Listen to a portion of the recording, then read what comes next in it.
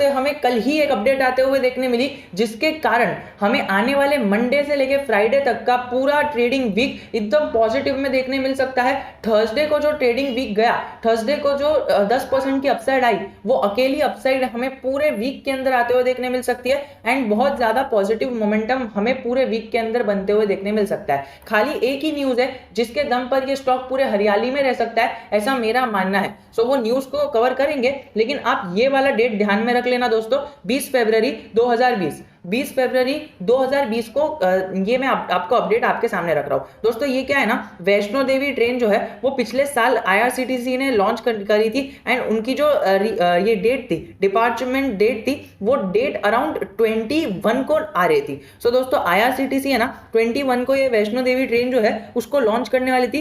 ये कुछ 2 दिन का एक ट्रिप था वैष्णो देवी का, और इनका जो डेट थी वो अराउंड ये लोग डिपार्ट करने वाले थे ऑन 21। अगर आप देखो तो ये आपके स्क्रीन के सामने मैंने लाके रखा है, departure date mentioned by IRCTC for Vaishno Devi train is 21 February. दोस्तों 21 फरवरी को इनकी ट्रेन निकलने वाली है और 20 फरवरी को इतनी बड़ी गिरावट आ गई, मतलब अपने 52 वीक हाई से नीचे गिर गया। कई सारे लोगों का आज भी मानना है कि ये शेयर है ना only because of this overwhelming of this share बहुत ज्यादा ऊपर बढ़ गया था, थोड़ी सी प्रॉफिट बुकिंग आई थी, लेकिन दोस्तों अपने 52 वीक हाई से एक दिन पहले नीचे गया। हर एक इन्वेस्टर को पता है कि अगले दिन यानी 21 फरवरी को ही इसके अंदर जो है ट्रेन लॉन्च होने वाली है एंड वो भी बहुत इंपॉर्टेंट वैष्णो देवी ट्रेन है। अगर आप इंडियन हो, मुंबईकर हो, तो आपको पता होगा वैष्णो देवी ट्रेन का कितना ज्यादा महत्व होता है हमारे महाराष्ट्र में। तो दोस्तों ये वैष्णो देवी ट्रेन 20 फरवरी को ये स्टॉक नीचे गिर गया और 21 फरवरी को ट्रेन लॉन्च होने वाली है। ऐसा आपने कभी इवेंट देखा है कि कल कोई बहुत बड़ा इवेंट होने वाला है और आज शेयर नीचे गिर गया? सो दोस्तों मैं आपको एक ही चीज बताऊंगा कि यहाँ पर एक अपडेट आई थी शेयर की तरफ से तो नहीं, लेकिन ओवरऑल ग्लोबली एक अपडेट आई थी। ग्लोबली अपडेट आई थी कि यहाँ पर है ना क्रूज के अंदर, आपको पता है क्रूज के अंदर एक शिप रहती है, शिप के अंदर 2 फॉर्मर डायमंड प्रिंसेस पैसेंजर जो है वो वहां पर मर गए। They died over there and वहां पर जो पैसेंजर्स थे वही क्रूज के अंदर, उनको 17 दिन का लॉकडाउन, एक क्वारंटीन के टाइप क्रूज के अंदर ही झेलना पड़ा और वो कोविड-19 की वजह से उनकी डेथ हो गई। सो आप ये अंदाजा लगाओ, ये अपडेट आई थी 20 फरवरी को। दोस्तों ये 20 फरवरी को अपडेट आई थी, जिसके कारण हमें ये शेयर के अंदर नेगेटिविटी देखने मिली। शेयर इतना ज्यादा गिर गया ना, आप अगर उस टाइम पर शेयर को पकड़े होते तो आपको पता होता कि क्या हुआ है इस शेयर के अंदर। 20 फरवरी को ऐसी अपडेट आई कि इसके अंदर क्रूज के अंदर 2 लोग मर गए और बाकी जो भी लोग हैं क्वारंटीन हो गए। तो एज एन इन्वेस्टर और एज अ कस्टमर, अगर आपने पैसे भी भरे हैं ना शिप में जाने के लिए, तभी भी आप आईआरसीटीसी या फिर ऐसी कोई भी जगह पर ना तो ट्रेन में ना तो पैसेंजर में या फिर किधर भी ट्रैवल नहीं करोगे, क्योंकि ये अपडेट बहुत संगीन मामला था। क्योंकि इतनी बड़ी क्रूज के अंदर जो पूरी वर्ल्ड वाइड ऑर्गेनाइज थी, उसके अंदर 2 लोग मर गए और 14 दिन का लॉकडाउन झेलना पड़ा वो लोग को खाली शिप के अंदर। तो ये अपडेट आते साथ ही लोग गए ही नहीं वहां पर शिप के पास, वो जो आईआरसीटीसी ने वैष्णो देवी ट्रेन लॉन्च की थी, कहीं हमारे साथ भी ये ना हो जाए। और ये अपडेट आते ही इन्वेस्टर्स ने भी अपना पैसा इसके अंदर से आराम से निकाल दिया। सो दोस्तों गए साल, बोलने का तात्पर्य क्या है कि 20 तारीख को अपडेट आई और 21 तारीख को ट्रेन फ्लॉप हो गई। दोस्तों वैष्णो देवी ट्रेन उस टाइम पर फ्लॉप हो गई थी, अभी फिर से हमें वैष्णो देवी ट्रेन आते हुए देखने मिल रही है। अगर आप देखो तो आईआरसीटीसी ने फिर से ये लॉन्च कर दिया है। अगर आप ये देखिए, IRCTC announces trip to Vaishno Devi for 3 days 4 nights details here. और दोस्तों अगर आप देखो तो पर पर्सन इनका जो खर्चा है वो भी 6000 के अंदर आ रहा है। एक ट्रेन का जो वो खर्चा है वो पैकेज 6000 के अंदर एक बंदे का आ रहा है। और अगर पिछले वाली वैष्णो देवी की ट्रेन की आप डिटेल्स देखो ना, तो उसमें कुछ 20,000 के आसपास का खर्चा पर हेड आ रहा था। सो वो बहुत ज्यादा महंगा था। ऊपर से इतना बड़ा फेलियर झेलने के बाद अब आईआरसीटीसी ने फिर से लॉन्च किया है और वो भी डिस्काउंटेड प्राइस पे लॉन्च किया है। एंड अभी ग्लोबली लोगों को पता है कि अभी कोविड-19 चले गया, डेफिनेटली इसके अंदर लोग ज्वाइन होंगे। और as an investor point of view हमें पता है कि इसके अंदर जो वैष्णो देवी श्राइन है वो कितना पॉपुलर है। हमारा एज अ मुंबईकर आपको पता होगा, and even if you are an Indian आपको पता होगा कि वैष्णो देवी कहीं ना कहीं आपने नाम सुना होगा। लोग इसके अंदर ज्वाइन होंगे और आने वाले टाइम में हमें आईआरसीटीसी के अंदर एक बहुत बड़ी अपसाइड आने की पूरी उम्मीद है।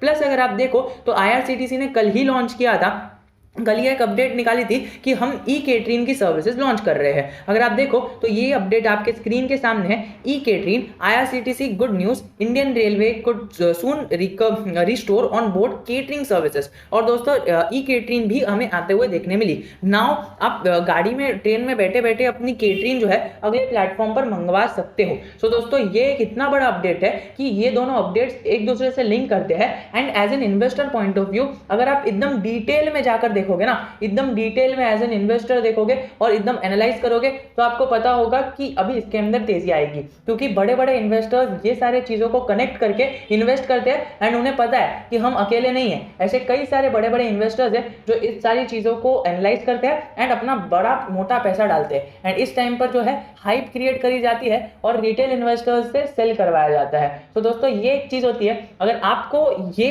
अपडेट और ये लिंकिंग अच्छी लगी, definitely do let me know in the comment section. अभी हम जानेंगे कि आने वाले टाइम में IRCTC का क्या हो सकता है। अगर आप देखो तो वोडाफोन आइडिया पे मैं ऑलरेडी वीडियो बना चुका हूँ और उसके अंदर बहुत इंपॉर्टेंट पॉइंट्स बताया है। अगर वोडाफोन आइडिया के अंदर आपने इन्वेस्टमेंट किया है, you should watch that video. उसका भी IRCTC जैसा ही हाल है। IRCTC अभी भी FNO के अंदर ही है, continues to be in FNO। तो IRCTC के अंदर एक ये खराब थोड़ी सी एक नेगेटिव इंपैक्ट आता है। एंड सेकेंडली जो नेगेटिव इंपैक्ट है वो इसका RSI और MFI लेवल है। लेकिन Vaishno Devi train, I personally think that this can be a change for the stock. अगर आपको IRCTC के अंदर अगर आपने इन्वेस्टमेंट किया है और अगर आप इसका प्रॉफिट बुक करने की कोशिश कर रहे हो, सो आई विल सजेस्ट कि आप थोड़ा सा वेट कर सकते हो, क्योंकि IRCTC अभी फिर से यहाँ पर टॉप पर ही बैठी है। एंड आई पर्सनली थिंक कि अभी इधर से आगे जाएगा। बट अगर आप देखो ना, सो क्या पता इस जगह पर लोगों ने यही समझ कर लिया हो, क्योंकि कई सारे बड़े बड़े इन्वेस्टर्स के पास ये अपडेट्स जो है वो पहले ही आ जाती है। सो अगर उनको ये पहले से पता होता, सो उन्होंने शायद यहाँ पर अपनी पोजीशन बनाई होगी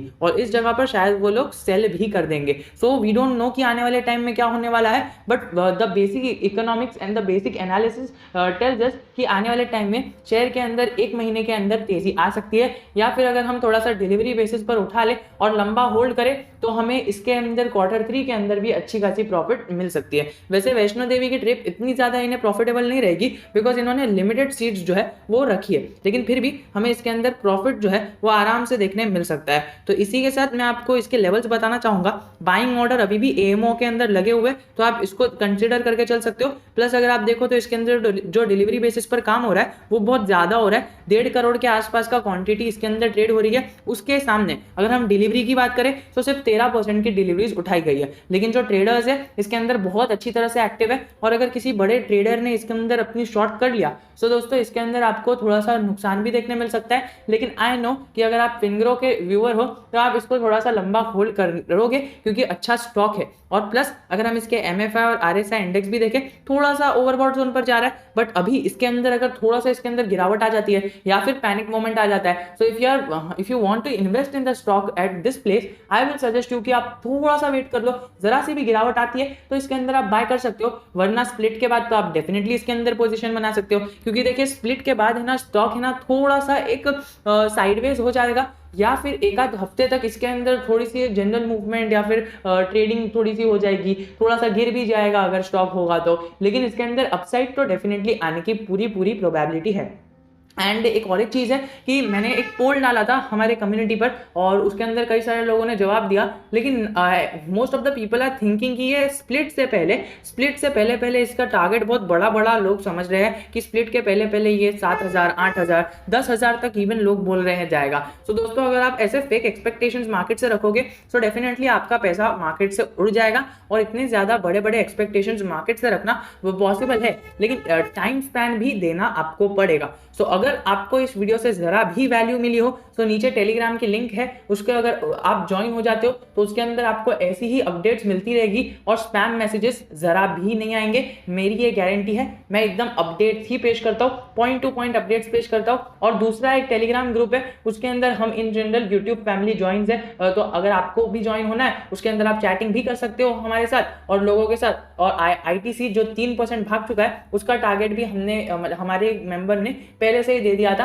कि ITC के अंदर ये टेक्निकल लेवल्स बन रहे हैं। तो दोस्तों यही कहना चाहूंगा कि अगर आपको ये वीडियो से वैल्यू मिली है, definitely join, please consider joining our Telegram channel. We will be meeting in our next video. और अगर आपको कुछ भी डाउट है, I am always just a comment away from you. जय हिंद, जय भारत।